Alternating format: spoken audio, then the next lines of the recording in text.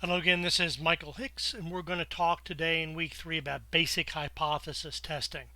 So, thus far, you've seen videos on the Popperian method of science, which is to evaluate a set of hypothesis or theory and to test that. And the goal of science in this Popper value, this Popper philosophy, is to reject a hypothesis. And that is really what economics does. It's what most theories do now, is they set up hypothesis and reject as a method of testing or fail to reject a hypothesis is the equivalent of accepting. And what that really I'm going to talk a little bit about the statistical background. You're going to see that in other classes. You've probably seen it already. But really, I'm trying to get you to think about it conceptually as you get ready for the classes that you do, because they're going to be showing you how to do this in software. And if you don't understand it conceptually, you're risking some challenges. So let's go ahead and begin. Hypothesis can be derived from reason or observation, right? I'm told that uh, Italians drive faster than the French, right? That's a testable hypothesis. Um, or, as I'll show you in a minute, that football players are heavier than soccer players on average in the professional leagues. We could also use more complex reasoning, a theory, to derive a hypothesis. So that maybe I have a theory of supply and demand in labor markets, which would suggest that a higher minimum wage would lead to a surplus of labor or unemployment. And what we really want to do is to test these with an intent to reject. We're using statistical tools to establish certainty about differences here. That's essentially what a test is. And if we don't establish certainty about differences, then we conclude that things are the same or there's no effect. And you can see the value of this if I'm testing as the original t statistic or two mean hypothesis was the analysis of beer quality from the Guinness Brewery Labs. We'll build a mathematical tool that can compare, say, ABV or alcohol by volume in both of the samples. We take several samples and we take an average of those so we know what the average of our ABV should be, and then we pull out a sample on a new keg and we test it, and if it's statistically different, maybe we're concerned that we have too little or too much alcohol in that brew.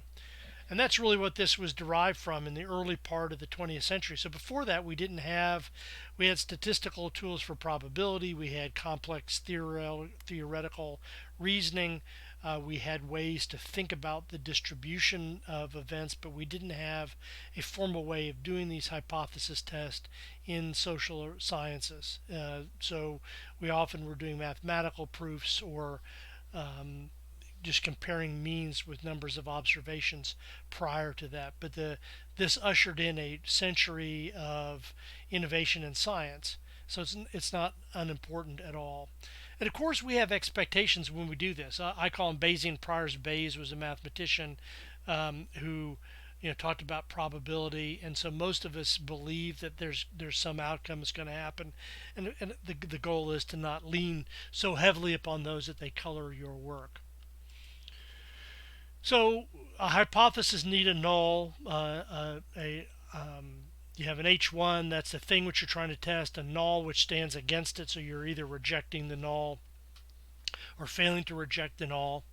If you reject the null, then you're confident or somewhat more confident that the hypothesis that you proposed is real. If you fail to reject the null, then that hypothesis is not true. So let's give an example. Football players are heavier than soccer players. We're going to take two sample means. And the null is that they have the same weight, right? And the goal here is to try to reject the null. And in theory, or in statistical theory, we would do both of we could do them both ways, but this is a pretty common methodology used by researchers, which is the ultimate test. This is what it would look like if we were to do this. Just say the average football player was 150 kilograms. And there would be a distribution of them. Some would be really small and fast. Some would be a lot heavier. And then we have soccer players who are, say, 100 kilograms. Some would be a lot lighter and some would be a lot heavier. So there's overlap here. So we could draw one observation of each and learn nothing from the sample mean, right? We would have to draw enough observations to satisfy a central limit theorem and to get what we think is a distribution that's effectively normal. So what do we do now? How do we compare this group of observations, the red dotted football players or the blue solid distribution of soccer players? Well, from that sample, we're going to get a signal, the mean height of both, right? I'm sorry, mean weight. And then the distribution would be noise around that. And in this case, we use the signal to noise ratio, same way an engineer would. You've got a strong signal, you've got background noise. And essentially, the signal is the mean, but the noise, in this case, which is the average of the variance or the average of the standard, of the standard deviations, the difference between standard deviation squared, that's the noise. So how much distribution is around the mean, and the difference from the mean is the signal. So the smaller the signal, the closer the two averages here in our previous graph are together, the smaller the signal, right? So the closer these averages get together, the smaller the signal that we're trying to measure. And then the bigger the standard deviation or the variance gets, the bigger this curve. If the tail were to be very high here, so that there's a lot of overlap of population, then that would be the noise that we're trying to measure out. And so the most basic signal to noise ratio test is this student's T statistic. And it looks like this. The T statistic is a ratio of the mathematical function for each variable and its variance, right? Or some measure of noise. In this case, for the two mean, the formula is x1, so it could be football players minus soccer players. It doesn't matter which one you use. And then the squared standard error, which is an equivalent of a standard deviation, and that gives you the squared value here. You take the square root of the two and you get a noise ratio, which is the spread of the distribution of the tail of observations, right? So in this case, you have a lot of people between that are very close to the mean of 100 and a lot very close to the mean of 150, and then you have overlap. The bigger the overlap, the in terms of distance, and the higher the overlap, which gives more of soccer and football players, the higher the noise ratio is, right? So we really care about this. So this is a signal to noise ratio. All of the statistics in these classes are some version of signal to noise. We have signal to noise ratios for a single mean. We have for 3 different samples. We have them when we have known distribution on one and unknown on the other. We have comparison of a population to a sample. So population is everybody that we know, and then a sample would be a population from another group. Right? And so each one of these variances differ modestly, but at the end they're all signal to noise. We can look at distribution, which is a z-test. We can look at an f-test. And in the econometrics that we use, we actually can modify this t-test based upon changes to, we might cluster the standard errors in a way that preserve variation within subgroups, like at the city or national level. And so your classes are going to show you a lot of equations to use here, most of which are readily available in the software, either Excel or specialized econometric or statistical software that you will use. But at the end of the day, it's all signal to noise ratio. And basically, it always turns out that roughly 2 is what you're looking for. A signal that's twice as big as the noise is always going to be about okay. and I'm going to hedge my bets on that because there are statisticians out there that will freak out about the conclusion here, but they're wrong and I'm right, and I'll show you what I mean by that in a minute. So in our example, we do a one-tailed test. We know from observation that football players are a lot heavier than soccer players, so we just want to know the difference between the means, whether or not football is bigger than soccer player. And I'll explain why that matters. We could also do a two-tailed test. We could look, well, are they bigger or smaller? And in a football or soccer example, it makes sense. You can see them. You have a bit of reason that you can apply to the scenario. It's always good to apply reason to these statistical models. But you can also do a two-tailed test. Let's say you're testing drugs, you might, or ABV in beer. You would care if it was your sample was too high or too low, not just if it was too low. So you would care both ways. And the degree of that signal to noise ratio, right, the t-test, which is the difference between the means versus the average of the variance of the two, the square root of the variance, or the standard error of the two, gives you a level of statistical significance. And that is an arbitrary, let me say that again, it's a wholly arbitrary level of confidence we have in the signal to noise ratio. And so you'll hear in the literature, oh, this is statistically significant to the 1% level, or the 5% level, or the 10% level. Those are wholly arbitrary, determined by a quality control technician at Guinness Brewery back in the early part of the 20th century. Right? So pure statisticians will usually argue that you should choose your statistical significance at the beginning as we go down the road, and you'll have econometricians probably in your coursework that will focus on that. The truth is, if you're doing science, you're after truth, and so you want to compare the statistical significance also with the importance of the signal that you get, and so there's both of these are part of the issue.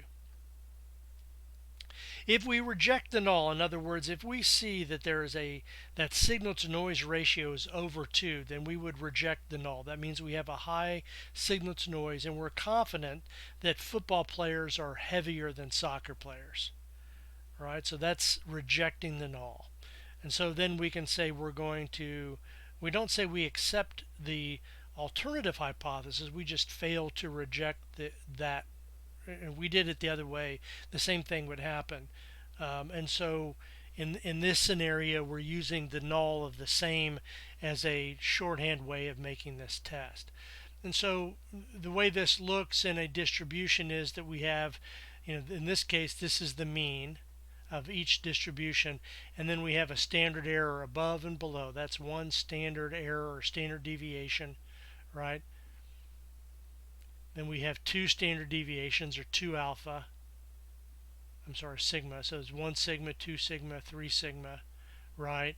And that tells you how far away the mean are. So for you in business, you might notice that there's something called 6 sigma. That's 6 standard deviations away from the mean. That's a statistical process control, a commercial statistical process control, because if you're looking at quality, you care far away from the mean, right? If it depends on what you're doing, right? If you're doing parts for a human body replacement, for a pacemaker, or if you're doing parts for a interstellar spaceship, you'd care probably at the 6 sigma level on the quality or the tolerance of your production. If you're counting the number of beans in an average can of Bush's beans, you're probably okay being off from the mean, and having errors that are pretty common. So that's the way you got to think about this, is that there's a trade-off between the statistical significance and what you're doing. And the t-distribution gives us values. In this case, the t value, right, that is the distance from the mean here. And so what this says is, if football players were 3%, if they were, the average was way out here, you'd be confident within 3% that they were heavier than football players or than soccer players. And we'll show you that in the next class. I'll actually do some examples. Just trust me that we're looking for the distribution of one or the other to be way out here, right, in the t distribution. And so again, this is what it looks like. You've got two means. You have these two. You got a t distribution and two means that you're trying to compare. Now, what's important about this, and I think is important for you as students to understand, is that you're going to get, and this is why you have the textbook. In statistical theory, you have very precise explanation of each one of the different tests that you would employ. If you had a population and you wanted to look at a sample against that population, that's one type of t-test that has a very modestly different denominator, right, and assumptions about the distribution of the sample, but you don't need to make assumption about the known population because you know what it is, right? And in statistical theory, there's going to be a lot of care given to the arbitrary levels of statistical significance. That's a leftover from the early part of the 20th century. For those of us who do research in practice, right, if you're doing business design, if you're doing quality control, if you're trying to understand a public policy's effect on labor markets, but these things are going to be really hard to know. We don't know the distribution of the sample of minimum wage workers. We don't, or of the population of minimum wage workers. We only have samples. So we're comparing something but two means before and after, right? I don't know if there was a huge difference between the employment between a minimum wage but it was measured poorly, so there was a high standard error. I might not be very concerned about the statistical significance. Let's say instead of being 5% it was 7%, or not being 10% it was 11%, but I would really care about there being a big difference, and some of that might be explained by using a sample from places that are not the same. Like if we sampled all America, that would, the labor market outcomes of an increase in minimum wage would be different in New York than they would in, a little bitty Perry County, Indiana. So we'd be very concerned about those things being a artifact of the data that if we were to worry too much as a statistician about, we would lose something important. And our goal is to know the truth. And so that ends this first short block on hypothesis testing. The next one, which I'll upload shortly, will show you what how that's done in practice in Excel. Thank you.